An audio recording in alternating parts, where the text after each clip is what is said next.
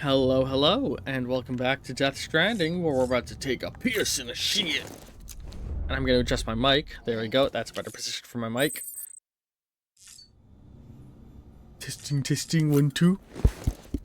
Microphone. Hang on, hang on. And welcome to... Hang on. Some more hours. Oh yeah, look at Sam take his sexy shower.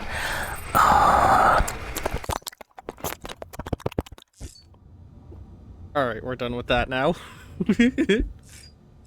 Well, I'll tell you what, if people in chat request it enough, maybe I'll do sexy ASMR hours again. Honestly, if I ever get like a Twitch affiliate where you're able to do that thing where people can donate bits to make you do things, I think I'd want to make like one of them be like, oh, donate 300 bits and for like X amount of time we will get sexy ASMR hours. Or some shit. Oh, that'd be funny and fun. I know we don't have any emails, so let's just get out of here now. Let's officially start the episode timer with that. I think I'd make another one donate to make me talk in this voice. Who? But I need to get a name for that voice. Alright, let's quickly get some stuff to the collector is in a danger zone. We should go and try to make a gun. Actually make a gun, since we lost our gun somewhere and I don't know where.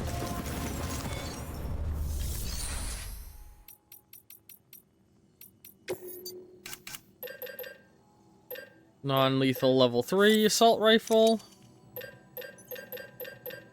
Not that these guys are hard to beat up, but a gun makes it a lot easier to deal with them.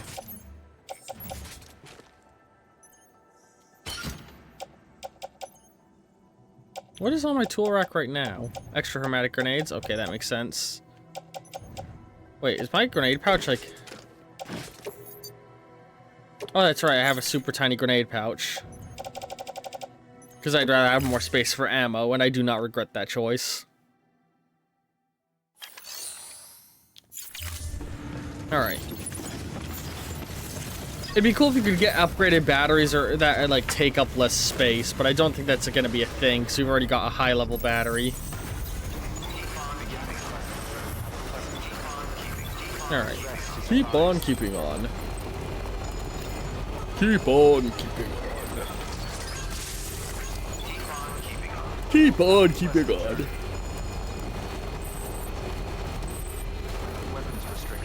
Last time I was talking about my fictional setting, Magnum Opus, that I eventually want to write a lot with. And like, man, thinking about it, Magnum Opus would be a really good fucking setting to make my first privately published Heart of Action tabletop rulebook with. Because like, it's a setting that would have enough unique rules to justify it, so, you know, maybe I'll make a stream series out of that. People... excuse me, if people are interested, of me just writing the Magnum Opus rulebook and working on it. I could probably talk with some of my friends, my artist friends, about working with them to do art, and then they'll get partial payment of all money earned on the project. Yeah, it'd be a fun concept. Or I could do the art myself and maybe use my like own sprite art, but I don't know. I don't know if I would want to make it sprite art based.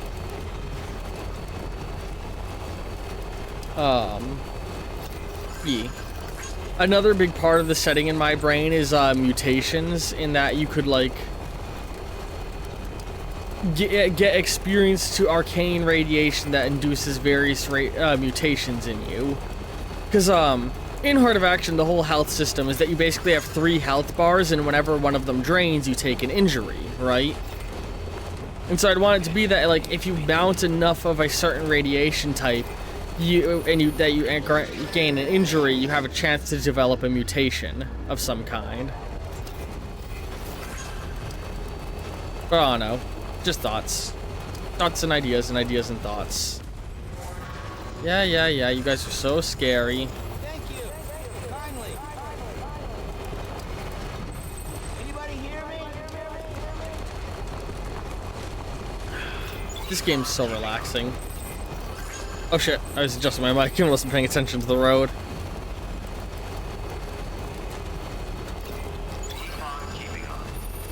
You know, we had a tick up in viewership, and then it ticked down when I did the ASMR hours bit, and I'm like, oh no.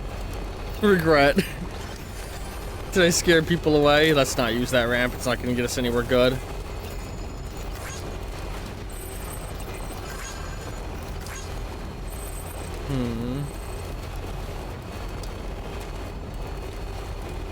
I love this game. My ass is advised.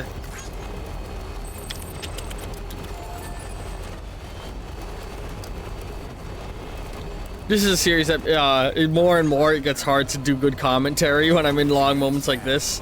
I really think I feel like we're getting close to the point of getting back to main narrative progression again, and I'm looking forward to us hitting that point. Because I do love doing all of these side questy bits, but I also love progressing the plot.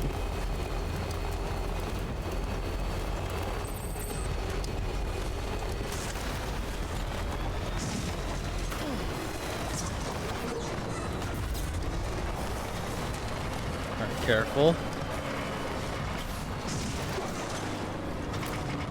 There we go.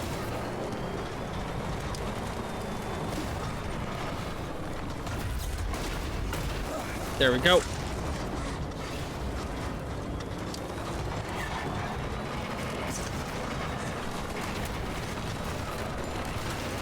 Man,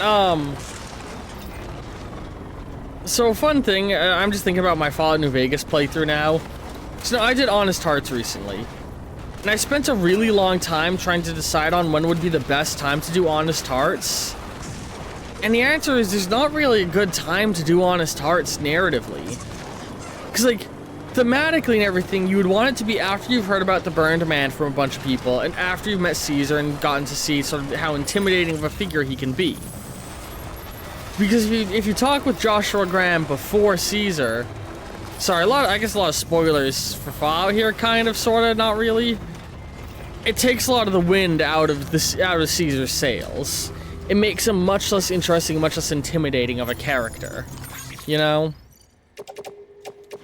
And so, like, you'd want to wait until after you've had some interaction with Caesar before doing Honest Hearts. But, like, by the time you're there, it would feel, we hit a point where it feels really weird for you to just be up and leaving the region and going off on a trip to be, oh yeah, I'll go to Salt Lake City with you to do some deliveries. It's like, all of the other DLCs have a very good lore justification for you to be there, except Honest Hearts, where you just kind of go there with no real good reason. And that's something that always bothered me about Honest Hearts. There's no good reason for you to do Honest Hearts in character when role-playing, you know? The only time I could think of is when you're trying to get into the strip and can't afford it. But then that undermines the character of Caesar, the fucking big old dipshit that he is. Which, you know, I guess there's nothing wrong with undermining him, but it's just, it's weird. It's weird.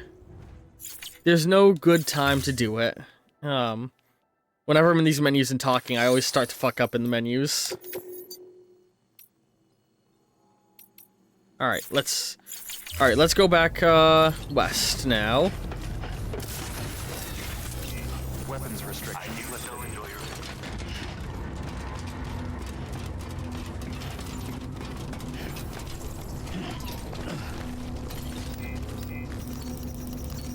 Thank you for the latter.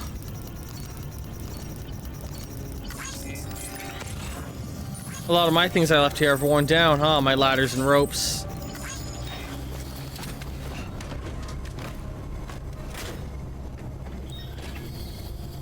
Let's fucking go!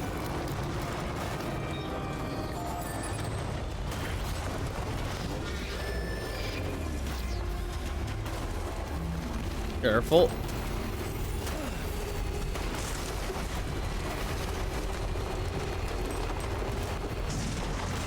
Oh, come on, Sam. Okay, yeah, no, that was a bigger rock than I thought it was. I did not see how big it actually was.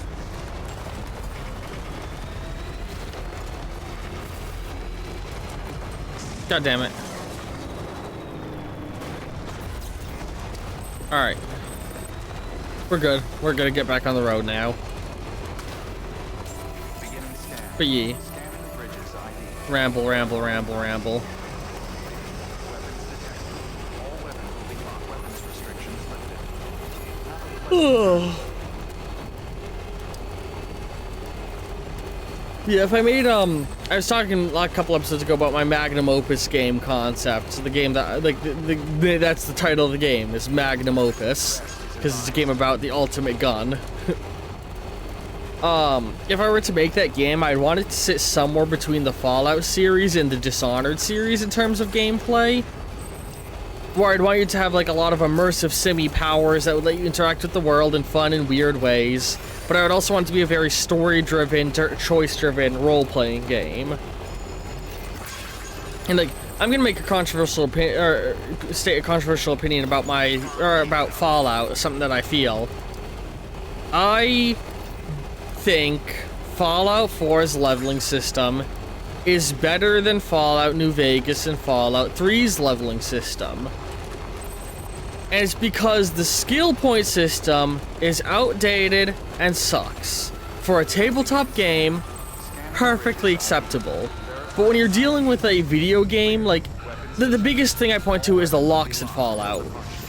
You can either have level 25 locks, level 50 locks, level 75 locks, and level 100 locks. Meaning if you have leveled up your lockpick skill to any level other than those five specific, I can do math, 25, 50, 75, 100, those 4 specific, you have wasted your level ups. Simple as that. And that is fucking annoying. You know what is much better? Fallout 4, where you just take one of 4 levels of the lockpick perk and it lets you pick better and better locks. I like that. Now if I did it, I would just make it a singular lockpick skill that you unlock with a single perk, and you can pick all the locks in the entire game.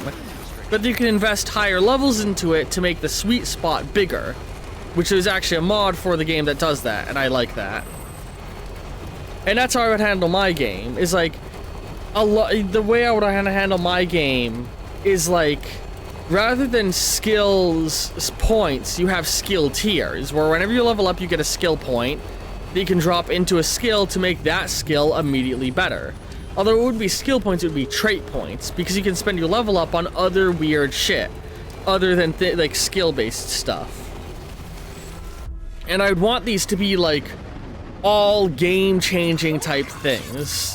Like, this is something that Fallout Van Buren... So, I'm a big fucking Fallout nerd. I'm an autistic little fuck, and Fallout's a hyperfixation. And I've read the Fallout Van Buren design documents, the unreleased Fallout Interplay Fallout game. And one of the big rulings they had with it was no more boring perks. They did not want to add any more perks that's just like, oh, raise a bunch of skills by a whole bunch. They wanted it to be that every perk would change the way you play the game. And to get a company that I think has achieved that in the modern setting is Arcane Studios with Prey and Dishonored. Those games are fucking great because every time you level up, it entirely changes how you interact with the world around you. And I love that. There's entire facets to those games that you might never discover if you don't level up in the way that it allows you to discover them. It's so fucking cool. And that's how I want my game to be, where like, you would have to level up to unlock cool, unique abilities and interactions with the world. Like, the lockpick would be a singular level up to let you pick locks. And now you can pick every lock in the game, and now suddenly, locked doors that previously you would either have to work your way around or hunt a key are a non-obstacle for you. Or the hacking perk, which would let you hack, but I wouldn't want hacking to be, ooh, here's a little mini game to get into a terminal to basically unlock a different kind of thing. I want cyberpunky hacking. I want it to be that when you hack a thing in my setting, it's that you jack your brain directly into the machine you are hacking and enter a cyber world where you have to navigate through and like fight digital enemies in order to, you know, hack. And I would have an entire secondary weapon crafting system for your guns that you use in the digital world. Because I think that would be fucking cool, and it unlocks basically a whole nother element of the game. You know? And in that vein, I mentioned the lockpicking skill. I don't want to have tumble locks in Magnum Opus. None of the locks are traditional tumbler locks from our world, because this is a weird magical world. Rather, the locks are these, like, arcanum crystal locks, where it's like Wordle. You're playing Wordle, or Mastermind, the board game, if you've ever heard of that. Where you have to match colors up in order to, like, you know, learn. You have to match crystals in order to hack the lock. And what I'm describing is, like, hard to describe, but if you've ever played Wordle, you know what I mean. Just replace the letters with colors. That's what that would be. And I'd want to have one ability you can get be called Body Snatcher. Or maybe not Body Snatcher, but, like, I don't know what I'd call it. But an ability where you can go up to any knocked out opponent or killed opponent and turn their outfit into a disguise. And for balancing purposes, you'd only be able to store so many disguises at a time. And you could use these disguises to safely maneuver around enemy environments, but only low-ranking enemies. Like every faction would have multiple tiers of people, where there'd be like tier 1, there'd be like grunts, commanders, and generals, essentially. And if you're in a grunt disguise, all grunts are fooled by it, but commanders and generals can see through it. If you get a commander disguise, only generals can see through your disguise, and in a general disguise, you can freely maneuver around, except for important named characters would see through your disguise. And you would not be able to make a disguise of an important named character, because people would recognize that you aren't that important named person. That's how I'd want to do, like, the disguise element of my game, and you would need to have a level up to get that, and it would be a 3-tiered level up, you know. Level 1, you can make disguises out of grunts. Level 2, you can make them out of commanders. Level 3, you can make them out of generals, you know. I'd want to make the whole weapon crafting mechanic of Magnum Opus locked behind a level up, so you could go the whole game without ever unlocking the level up, which in my brain would be the primary game mechanic. But hey, I love it when games let you not at all engage in any way with their primary intended mechanic. That's fun. It lets you experiment. I think I'd want to make a trapper skill that lets you set booby traps in the environment, because there's Skyrim mods that let you do that, and that shit's just funny and fun, and I love the idea of being able to, like, throw down tripwires that set off guns, and then you lure enemies into it, and it's just one use, but it's a fun concept. It's just fun, you know? Let's go to our private locker and get some things out.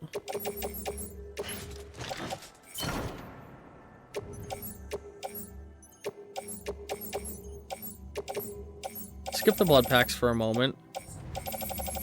Get the blood packs. Shit. Oh no, I think I can fit it all. Never mind. I thought it was defaulting there because it wasn't gonna fit.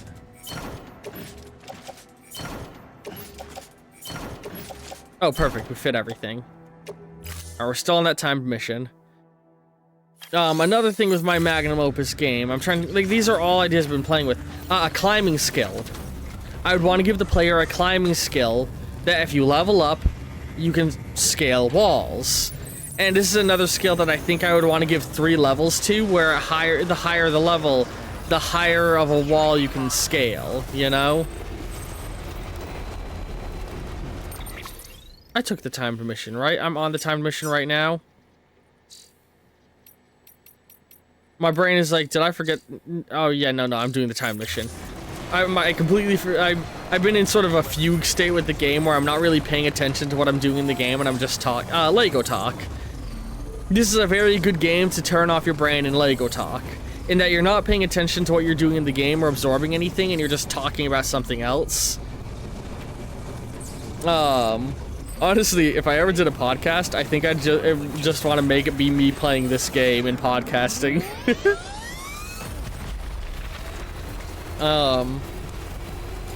But yeah, like, that's how I want Magnum Opus to operate as a game. Is every time you level up, you unlock an entire new way to interact with harvesting skill. a skill for being able to harvest wild plant life and craft it into potions, or an alchemy skill, or whatever you want to call it. That's another one I would want to do. So in the base game, there's beautiful plants everywhere, and it's just, oh, what beautiful scenery.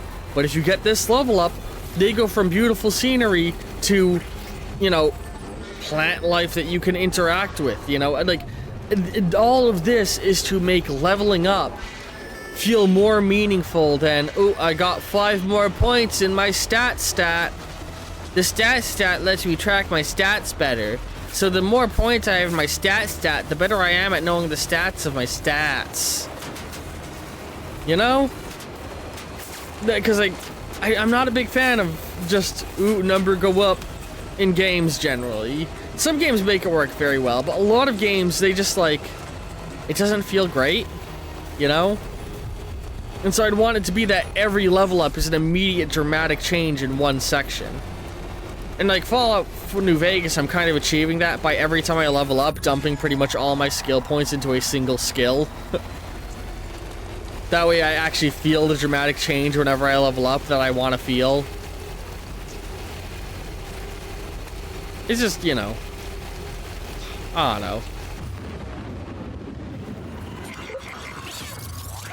I love the arcane games, is what it really comes down to, and the way they handle leveling up. I love the immersive sim genre. It's my favorite genre of game, and I want to play more immersive sims.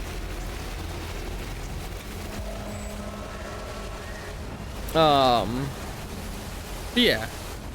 I have, like, so many mechanical ideas I'd want to... And, like, some of the abilities would also be things to let you opt out of mechanics you don't like.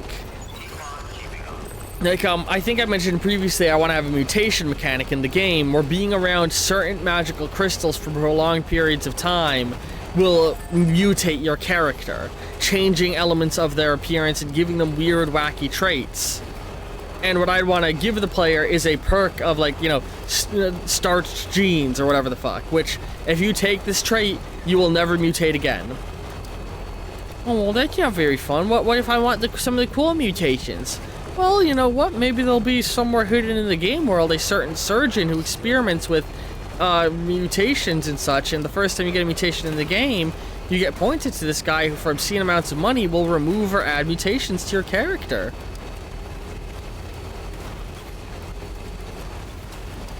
I really want to make the game Magnum Opus someday. God, I want to make the game Magnum Opus someday. It is my dream game. Sam. What the fuck? What the fuck? I wanted to take the bridge! I hate the physics in this game sometimes. They're just janky enough to piss me off.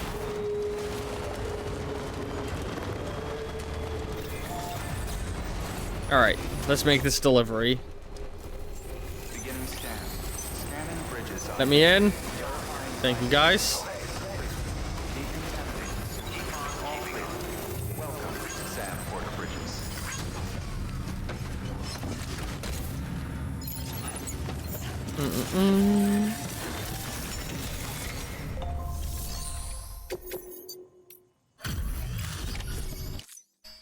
Hey.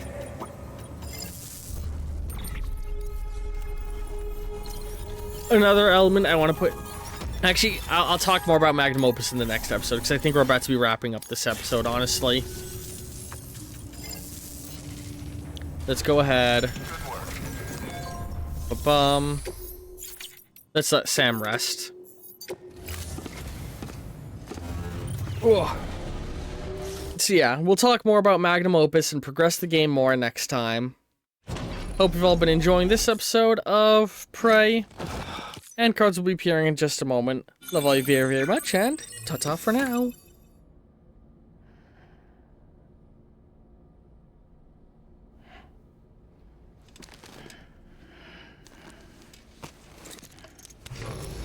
Good morning, Sam.